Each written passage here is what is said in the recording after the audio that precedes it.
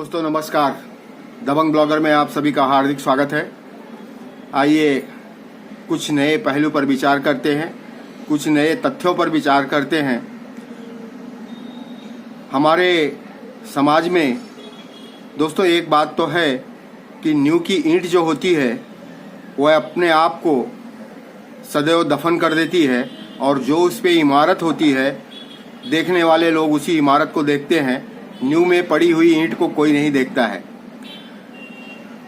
ये हम इसके लिए कह रहे हैं दोस्तों क्योंकि आज जो हमारी समझ में आया, जो हमारे देखने में आया, जो हमारे सुनने में आ रहा है, हमारे भारत देश में अयोध्या भूमि पर बहुत संघर्षों के बाद रामचंद्र जी का नया मंदिर बना। बहुत अच्छी बात है, बहुत सुंदर बात है।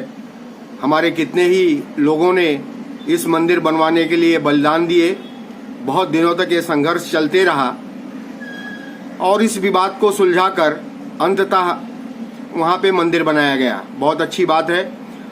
हमने कल देखा, प्राण प्रतिष्ठा के समय देखा, वहाँ पर देश विदेश से लोग आ रहे हैं, बहुत से लोग आ रहे हैं, जहाँ बहुत सी हस्तियाँ वहाँ पे जुट रही हैं। सिने जगत की हस्तियाँ वहाँ पे हैं और नेतागण बहुत से जुट रहे हैं वहाँ पे, अभिनेत्रियाँ बहुत सी जुट रही हैं वहाँ पे। ये सब तो ठीक है, हर जगह पे हर्षोल्लास है। हमने देश में, भारत देश की तो छोड़िए, विदेशों में भी इसकी बहुत ज़बरदस्त गूंज है। लोग वहाँ पर श्री राम के जयकारे लगा रहे हैं। और तो छोड़िए, यूएस में जो सबसे बढ़िया प्लेटफॉर्म है स्क्वायर, उसके फ्रेम में भी अयोध्या का जो प्राण प्रतिष्ठा हो रही है उस केंद्र बिंदु बना हुआ है। बहुत से लोग वहाँ पे इकट्ठा हैं, देशों विदेशों में बहुत जोरों शोरों में इसकी चर्चा है। बहुत सालों के संघर्ष के बाद अयोध्या में राम जन्मभूमि का जो प्राण प्रतिष्ठा थी वो पूर्ण रूप से पूर्ण हुई है। मंदिर भी बहुत आलीशान बन गया है, अयोध्या नगरी भी बहुत सजी धजी हुई है। लेकिन कहीं न कहीं दोस्तों एक बात मन को कचोटती है। कचोटती यह है कि बहुत सालों के बाद जब राम मंदिर, वहाँ पे बाबरी मस्जिद और राम मंदिर का विवाद चल रहा था, तो 500 सालों से मंदिर और मस्जिद दोनों वहाँ पे एकदम सूने पड़े हुए थे।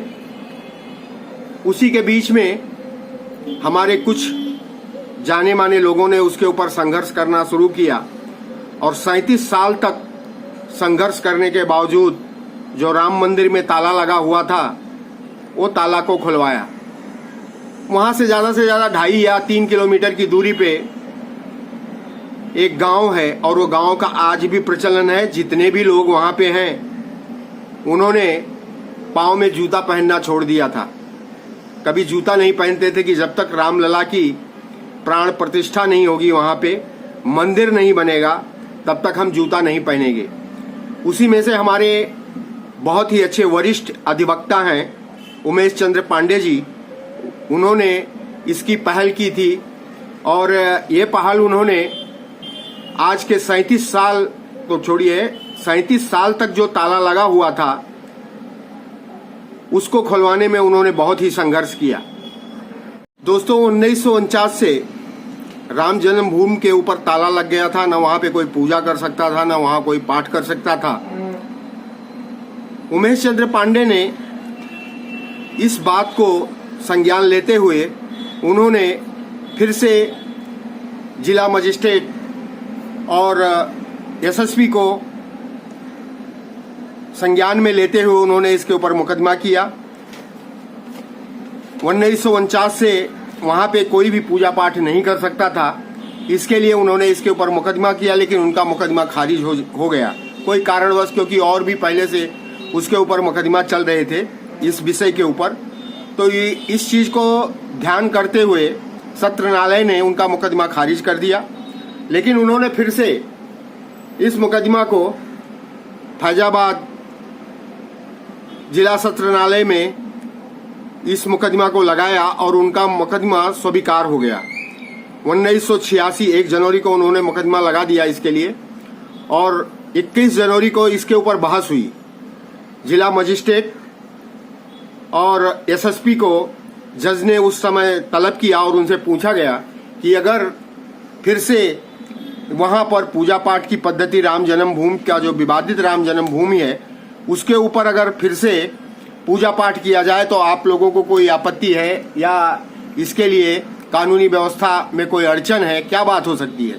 तो उन्होंने स्पष्ट कहा कि इसके लिए कोई भी ऐसी तो समझ में नहीं आ रहा है कि ऐसी कोई सामाजिक जो है वो तनाव होगा। तो फिर से इसके ऊपर और जो इसके बाबरी मस्जिद के पक्षकार थे मोहम्मद इकबाल अंसारी, उनसे भी इस बात के लिए पुष्टि हुई। तो ये सबको ध्यान में रखते हुए 1 फरवरी के दिन फिर से जो है राम जन्मभूमि मंदिर का ताला खोला गया और पूजा पाठ की जो वहां पे थी उसकी अनुमति दी गई। पहले शुरू में लोग 25-30 फुट के दूरी से ही रामलला का दर्शन कर सकते थे, लेकिन कुछ दिनों के पश्चात और संघर्ष करने के बाद कम से कम नजदीक जाकर 2 या 3 फीट की दूरी से लोग आराम से रामलला का दर्शन कर सकते थे। और इसके लिए जो बहुत से और भी हमारे संत थे, नृत्य गोपाल दास, उनका भी संघर्ष इसके अंदर बहुत जोरदार रहा। बहुत संतों ने इसके लिए संघर्ष किया, लेकिन आज के दिन दोस्तों मात्र यहाँ से 2-2.5 किलोमीटर की दूरी पे उमेश चंद्र पांडे जो अधिवक्ता हैं, वरिष्ठ अधिवक्ता हैं, लेकिन उन तक कोई नहीं पहुंच सका। ये बहुत दुख की बात है दोस्तों। हम तो वहीं के अयोध्या के बगल में ही रहने वाले हैं। हमने देखा है कि वहाँ की जो आम जनता है उसके लिए तो आए दिन कभी सीएम आ रहे हैं, कभी मोदी जी आ रहे हैं, कोई वीआईपी आ रहे हैं, तो बहुत दिनों से ये तकलीफ आम जनता को तो होती ही है। चलो ठीक है, उसके बदले में हमें कुछ मिला भी है। वहाँ पे इंटरनेशनल एयरपोर्ट मिल गया है। अयोध्या भूमि की जो बहुत सकरी गलियां हुआ करती थी आज चौड़ी सड़क में तब्दील हो गई हैं। वहाँ की व्यवस्था सुंदर हो गया है। लोग बाहर से जाके वहाँ पे इन्वेस्टमेंट करके बड़े बड़े होटल बना रहे हैं।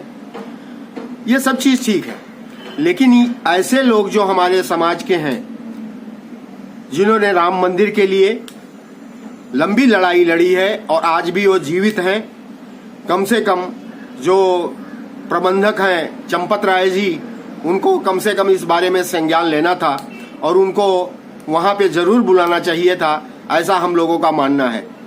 दोस्त, बहुत से लोग इससे भी नाराज हैं, क्योंकि दुखी भी हैं। नाराज तो ठीक है, नाराज होके कोई क्या कर सकता है, लेकिन लोग दुखी हैं क्योंकि जो हमारे उमेश चंद्र पांडे जी हैं और ऐसे बहुत से लोग हैं जो राम जन्मभूमि के लिए अपना सर्व कुछ न्यौछावर कर चुके हैं, बहुत अच्छी लड़ाई लड़े हैं। इस मंजिल पे पहुंचने के लिए बहुत लोगों ने लड़ाई लड़ी है। तो चंपत राय जी, कृपया आपसे निवेदन है कि आप ऐसे लोगों का नजरअंदाज मत करिए। कभी कभी उनका जो स्थान है उनको भी देने की कृपा करिए। रामलला आए, हमें भी बहुत अच्छा लगा। हमने देखा है, दिल्ली में देखा, मुंबई में देखा। मुंबई में भी तो आज इस समय हम मुंबई में ही हैं और मुंबई में भी देखे कि गली गली में रामलला की आने की खुशी में लोग दीपावली मना रहे हैं। लेकिन कम से कम जो ऐसी लड़ाई लड़े हैं रामचंद्र जी की महल को दिलाने के लिए, घर को बनाने के लिए, जन्मभूमि के लिए जो लड़ाई लड़े हैं, ऐसे महान भावों को नजरअंदाज ना किया जाए। और आपसे फिर से मैं करबद्ध होकर निवेदन करता हूं कि जो उमेश चंद्र पांडे हैं, कम से कम उनको फिर से सम्मान के साथ अयोध्या में बुलाया जाए। तो चलिए दोस्तों, फिर मैं मिलता हूं। आप सभी लोगों को सादर प्रणाम। जय श्री राम।